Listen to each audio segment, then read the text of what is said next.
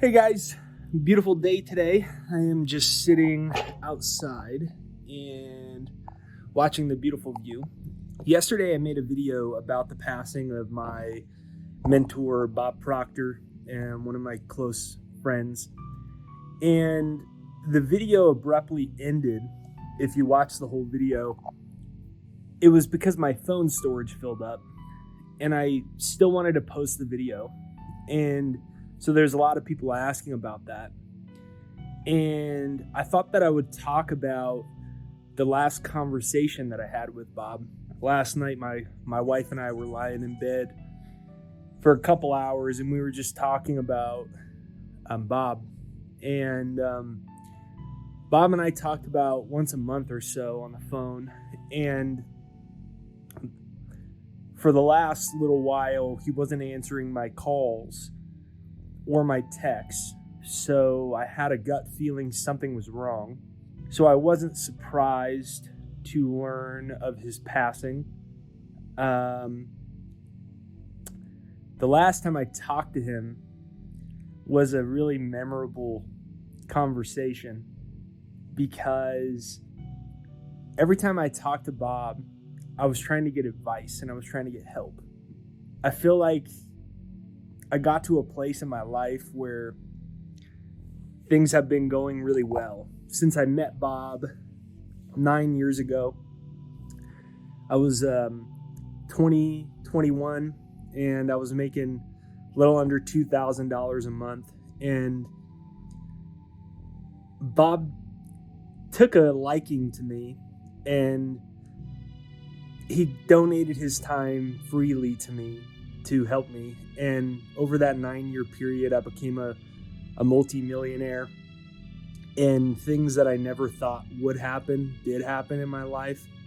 Besides my immediate family, I can say that there's nobody in my life that influenced it more.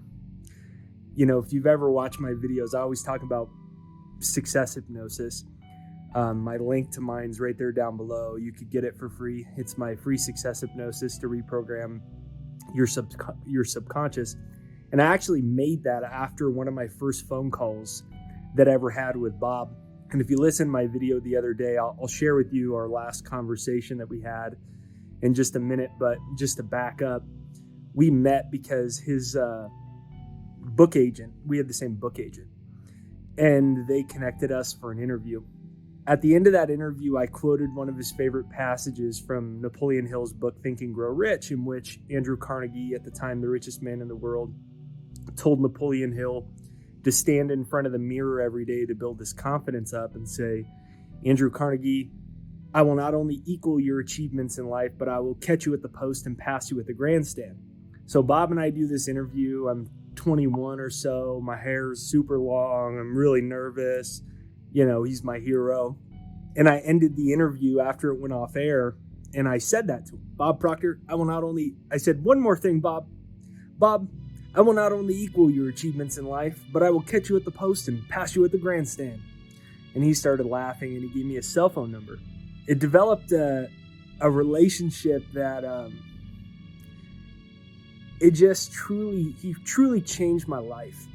I was reading through our text messages, which I'm going to print out and read you guys some of them in some other videos. A lot of people were asking me to share some more. And I always felt weird talking too much about Bob because I didn't want to feel like I was riding on his coattails. He used to always tell me, like one of our last calls, it was a really good one. And he ended the call and he sent me a text afterwards, and he said, like, good call, Jake. Thank you for raising me to a higher frequency. And I said, like, thanks so much. This really X, Y, and Z helped me. And he said, you should sell that for $1 million. So he always encouraged me to market and sell and share the things that he taught me. But for whatever reason, I always felt weird about it. So I never did it that much. On our last conversation, it was really powerful for me because I didn't ask him for something. And I always asked him for stuff, not to give me things, but to not to give me material things, but for advice. I need help with this. I need help with this. And on our last call, I was walking out there, actually, out in the state park. And I asked him about dying. I asked him about death. And I said, you're getting older. What do you think about dying?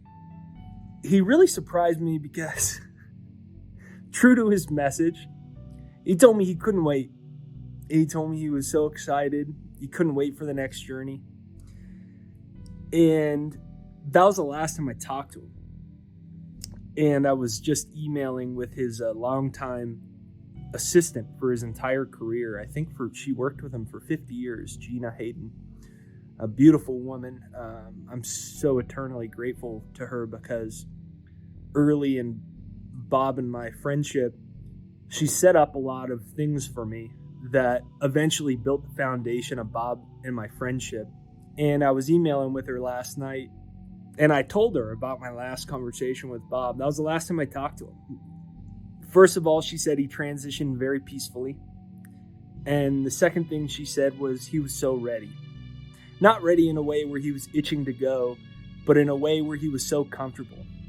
He knew he lived an extraordinary life, and I think that's a powerful message because for whatever reason, we've been programmed to live so meager and meek and to what Bob calls the terror barrier, which is a subconscious program that keeps us trapped within a box of our own fear as a self-protective mechanism. It's a little cold, so excuse me for rubbing my nose. And it's that cold mountain weather. And so Gina said he transitioned peacefully, and he was very excited about what was coming next. And there's a seminar by Bob that I've listened to. Shoot, I don't know. I probably listened to it couple hundred times, maybe more. I listen to it every day, everywhere I drive. I just play it all the time. And in that seminar, he's talking about dying. Not him personally, but he's making a joke or kind of a mockery of how we're so obsessed and so afraid to die. And he's talking about how everything is energy. And he's saying, this wall right here is just a mass of energy moving at a very high speed of vibration. And he talks about how energy is never created or destroyed.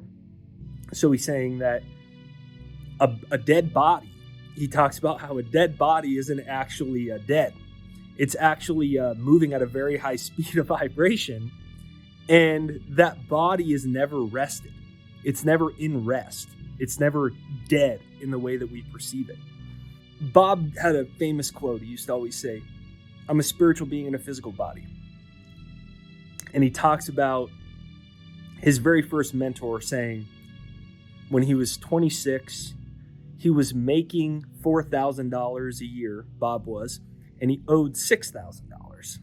So he owed more than he was making. And his mentor said, "Do you know who you are?" And he said, "Well, that's a stupid question. I'm Bob." And his mentor said, "That's who you think you are.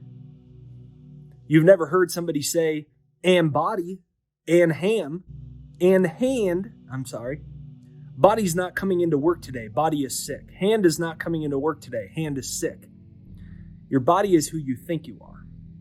We've come to believe we are our DNA, and we are who we see in our mirror. And Bob always used to say that your spiritual DNA is who you are, and your spiritual DNA is perfect. It's for constant expansion and fuller expression. And who you are, 99% of which you cannot see, smell, taste, touch, or perceive with any level of our current consciousness. You can only feel it because it's omnipresent energy. It's spirit energy. I have to say that selfishly, I'll miss being able to call Bob. But on one of our last calls, I was asking him for advice, and he told me to do what he does, which is his mentors that are all quote unquote dead. He imagines them sitting at a table, and he writes his problem down. And then he goes and he sits in the other seats, pretending one is Napoleon Hill, and one is Earl Nightingale, and one is Lloyd Conant. And he sits in their seats, and he pretends to be them, and he allows their presence to move and speak through him, to give him the answers that he's looking for. And I have to admit, I never did that, even though he told me to do it. And I'm looking forward to doing that. A lot of people know Bob, but they didn't get to know him as a person. And throughout my career, I've gotten to know almost every person in the personal development industry and a lot of the big people. And for the most part, I found that a lot of them are good at branding, but they weren't who I thought they were. And Bob was 1,000 times more than I thought he was. Bob was the most generous person that I ever met. I was rereading some of our messages, and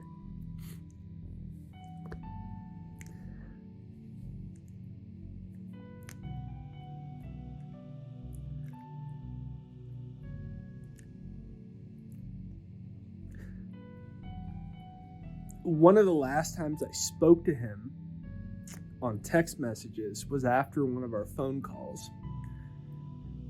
And he was preparing for a seminar.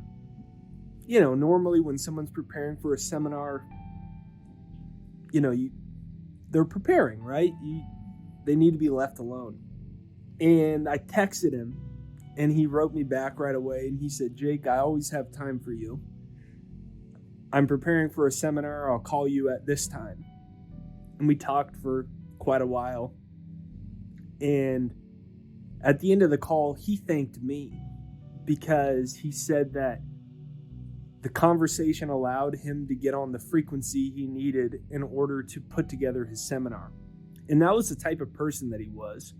He used to always say that money can't make you happy. It can only do two things. It can make you comfortable, and it can extend the good that you do far beyond your own physical presence. And one of our conversations, I was sitting right here, and I was just telling him how thankful I was for him and how he had changed my life and how I didn't believe that my life could change that much. He was saying that once you connect to the infinite supply, that money flows so quickly and so freely that you don't even know what to do with it. And he was telling me how he had just gotten back from a haircut, and he lived in Toronto, obviously a place that has had a lot of restrictions. A lot of businesses have went under, and he tipped the barber, I forget what he said now, like $1,000 tip for a haircut. That was just the person that Bob was. He was just a funny guy. He was telling me that one of the last times that he went out shopping, I assume it was one of the last times he went out shopping. I guess I don't know for certain. He went to go get a car, and he's like, "Hell, I don't even drive." And he went into the Rolls Royce dealership, and he was going to get a Rolls Royce, and very expensive car. And I think he said maybe, some astronomical price, and he was going to go in to sign the papers. And when he was using the restroom, he saw this other one that was a custom one that was, double or triple the price. And he came back from the restroom and he said, "I want that one." So the guy said, Are you sure? That's even a lot more expensive. And he said, "Just give me the car." And he said, I don't even drive the thing. I just park it in my garage. My wife Linda drives it sometimes. And he was just a funny guy like that. Before he passed away, I was talking to a friend. I was giving a friend some advice. They were going through a tough time. And I always remember this story that he would tell me. And I believe he told me it at some point because I was having a hard time in my life. Maybe a challenge of some sort. If you're familiar with his work, his most famous book is called You Were Born Rich. And that book ended up being a major bestseller, translated in a bunch of languages, all that stuff. The first time he wrote that book was before computers, so he wrote it by hand. He wrote it in a bunch of notebooks. And he was in New York City, so he was in taxis. And he had just finished the book, and he was shopping the book around at publishers. When he got back to his hotel, he realized he forgot the book. And he called around all the taxis, companies, and they couldn't find the book. And he went home. And he told his wife, Linda.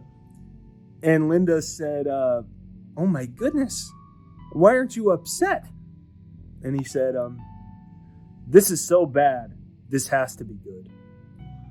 And it's something I'll always remember, because Bob was the type of person that was always able to understand that there was something larger at play. That spirit was always moving and guiding him to a higher and better place in his life. He was just an unbelievable person.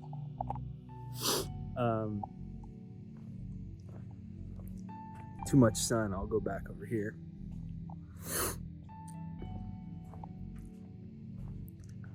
And I'll never forget that the last conversation we had was him telling me he was ready.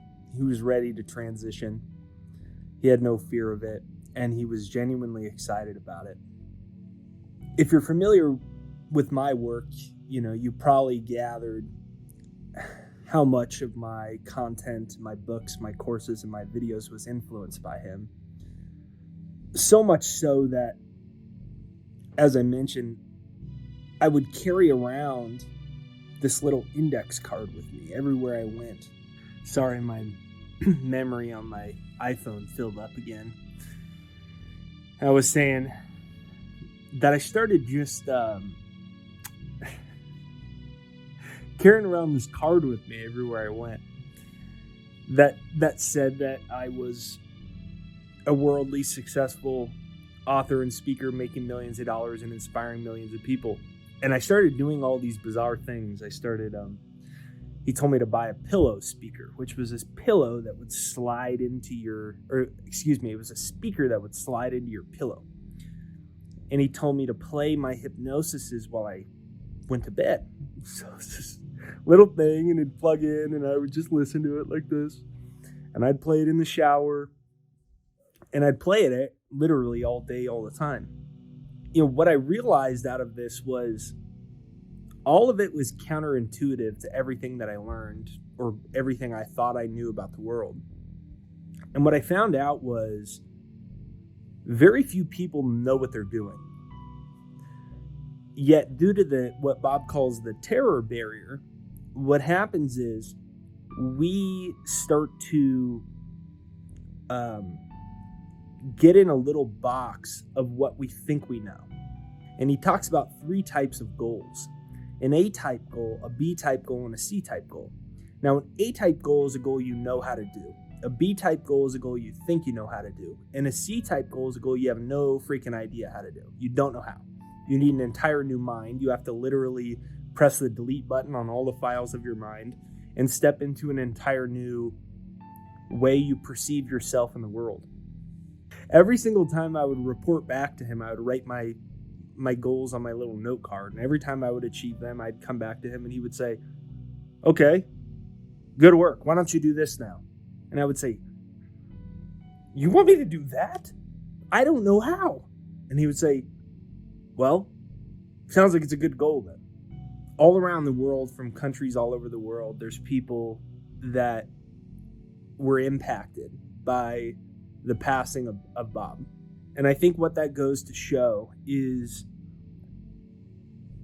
we're capable of so much more than we can possibly imagine. We can't even conceive it. Bob was I don't think he graduated middle school. As he says, he wasn't a very smart guy. He spent a lot of his life in debt, a lot of his early life in debt, until he came across these teachings and these ideas. I think I read a lot of the comments of people on my last video, and they were saying how sad they were and how depressed they were about what happened, about his passing. And I want to say to you that the way that you can glorify Bob's life isn't by being sad about his passing. It's about finding a C-type goal and going on a self-discovery journey to see what you're really capable of. It's about pressing delete on your mind on everything you thought you believed. Deciding that you're going to live an extraordinary life. Gina told me, as I mentioned earlier, that he was content with his passing because he knew he lived an extraordinary life. And we all hear, these things about at the end of your life, you're going to wonder if you really lived it. I think most people have a very tough time when their life is ending, when they're getting near towards the end, when they're confronting their own mortality. And I think the reason for that is two things. One, they don't realize that they're not a body. They're a spiritual being in a physical body. So if you don't understand that, then death is very scary.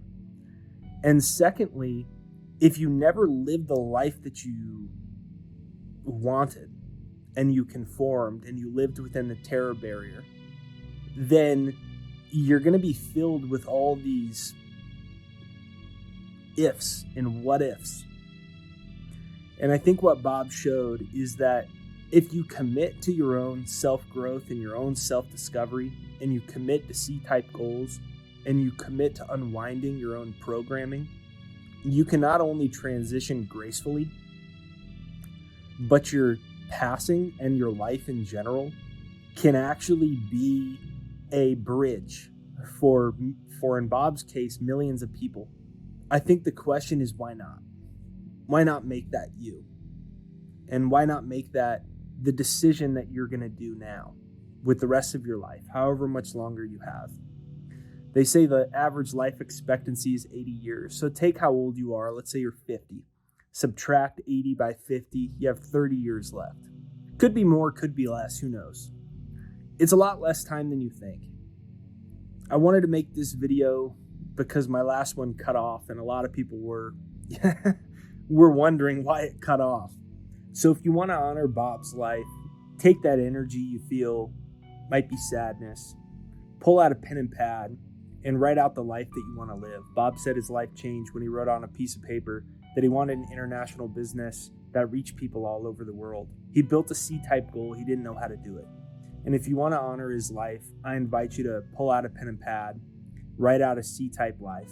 If you haven't yet, you're more than welcome to check out my free success hypnosis.